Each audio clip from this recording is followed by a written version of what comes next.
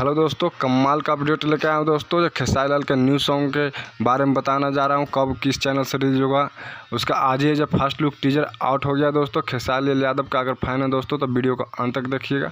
बता दें कि सॉन्ग को लिखे हैं कृष्णा बेदर्दी जी ने और सॉन्ग का म्यूजिक भी कृष्णा बेदर्दी जी ने बनाए हैं, जो कमाल का म्यूजिक दिए हैं दोस्तों।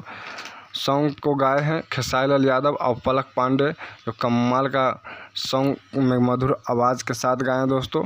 जो कॉमिंग सॉन्ग है दोस्तों।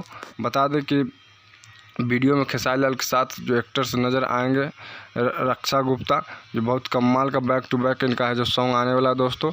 अब वीडियो डायरेक्टर विभांशु तिवारी हैं, जो कमाल का वीडियो शूट किए हैं दोस्तों, कमाल का वीडियो बनाए हैं। तो अपडेट कैसा लगा दोस्तों? अच्छा लगा तो लाइक और शेयर जरूर कीजिएगा दोस्तों। कुछ कहना चाहें तो कमेंट के जरिए बता सकते हैं।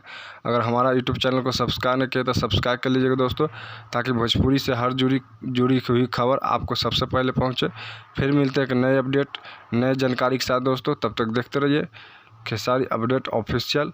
फिर मिलते हैं एक नए जानकारी के साथ दोस्तों। जय भोजपुरी।